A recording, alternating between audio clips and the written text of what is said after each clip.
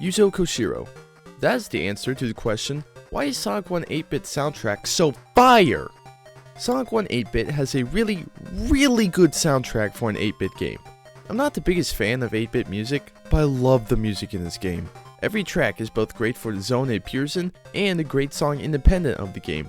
But before we get into the songs themselves, just who exactly is this Yuzo Koshiro fellow? Yuzo Koshiro was a freelance composer working for Japanese video game companies in the late 80s. In 1990, Sega was planning on making a version of Sonic the Hedgehog for the Game Gear. Yuzo Koshiro was contracted to make this game, although he had to found a separate company, Ancient Corporation, since Sega was unable to contract individuals for whatever reason. Why was a music composer making a game by himself? Well, apparently, while working on the soundtrack for Revenge of Shinobi in 1989, he told a higher-up at Sega that he could make a full game, not just a soundtrack for one. So Sega had him make the 8-bit version of what would become one of the most popular Genesis games released. I don't know if he knew how to code at the time. Yuzo Koshiro ended up making Sonic 1 8-bit a pretty good game, but he didn't stop there. Ancient has been involved in many projects over the years, most of them not too famous.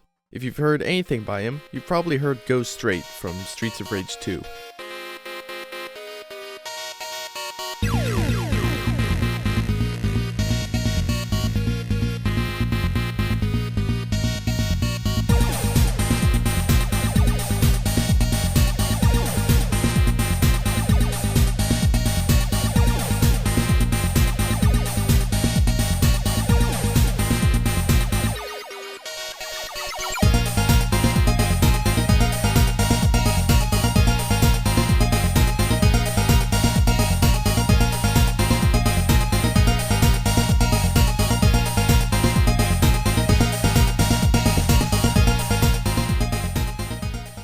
Yuzo is still alive today and still insanely talented.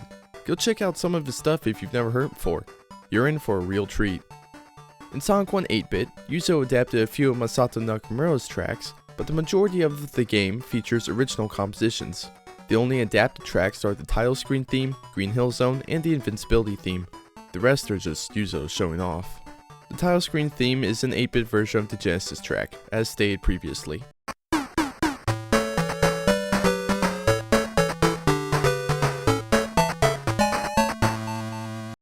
It's translated well. Green Hill Zone sounds pretty good in 8-bit. It sounds like it was always designed to be an 8-bit song, which is honestly incredible seeing as Masato Nakamura had trouble writing songs for Genesis' sound chip, and Yuzo was working with far less powerful hardware.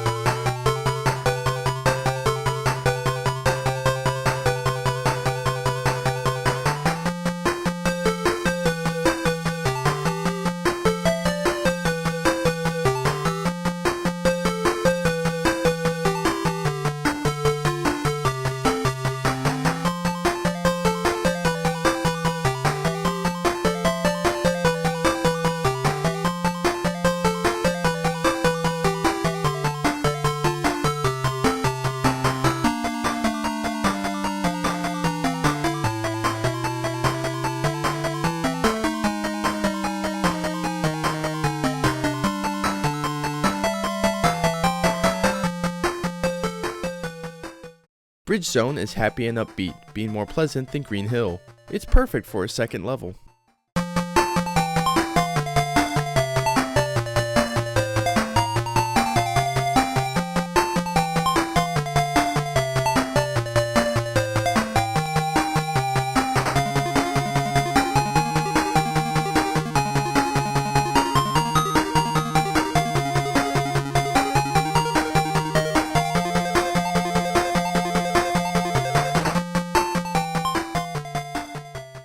Jungle Zone is also a very happy sounding song. It sets a joyous mood and makes you feel like skipping on your way, which is starting to come at odds with the difficulty of the level.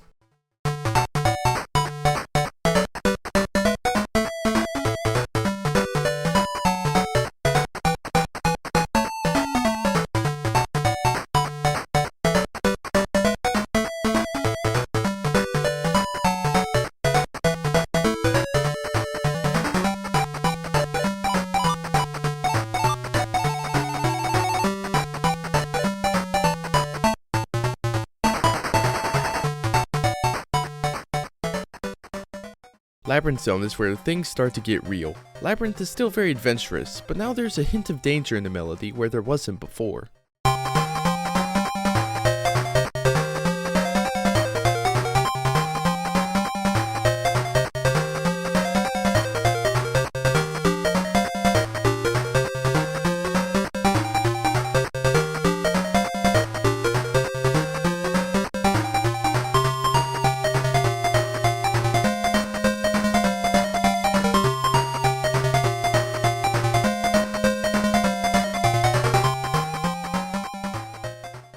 Scrap Brain Zone continues the theme by being fraught with danger. This is not a safe place to be, yet you push on.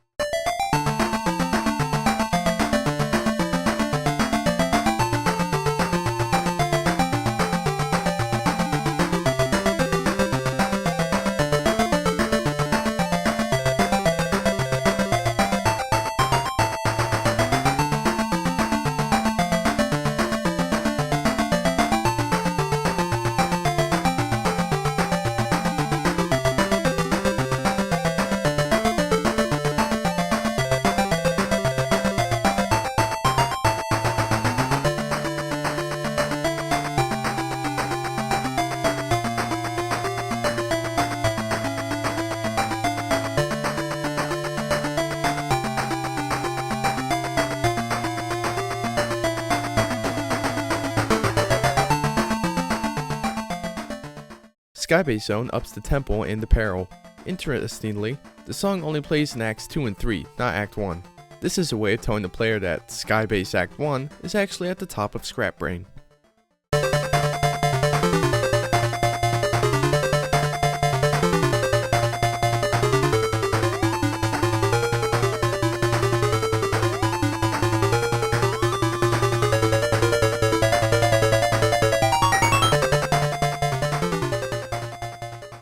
The boss theme might be the weakest track in the game.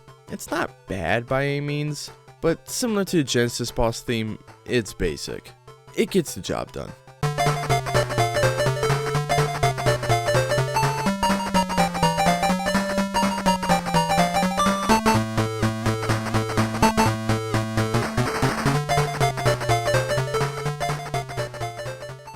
The ending theme is odd. It starts out with a unique melody, then goes into a neat little rendition of Green Hill Zone, which makes you think that it'll do that for all of the zones like the Genesis credits theme, but no, it just returns to its original melody and ends. What was the point of the Green Hill section then?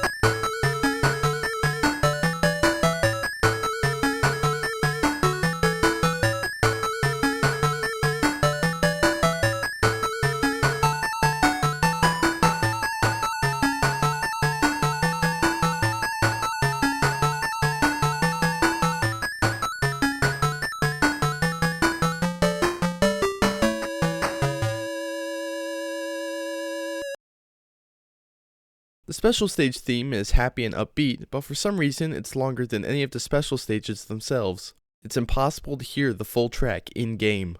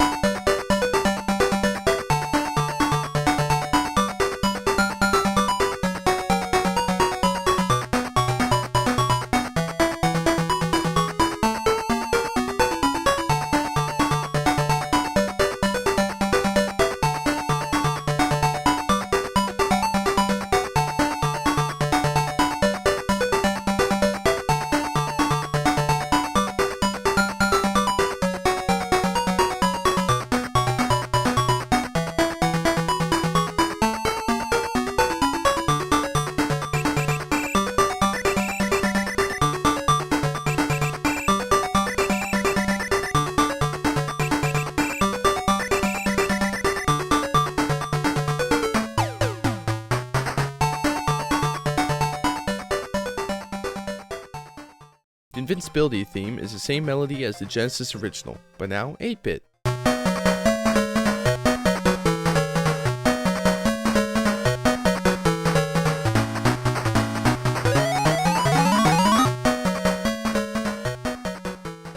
And finally, although it wasn't used in the final product, Yuzo did make an 8-bit rendition of Marble Zone.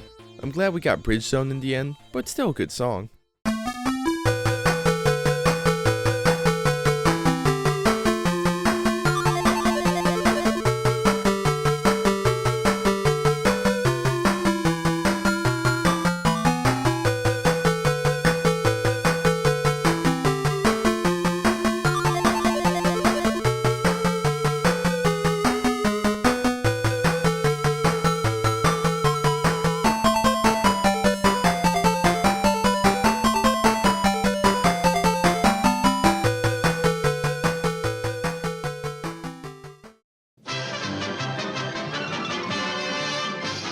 Like I said, Yuzo Koshiro made an incredible soundtrack.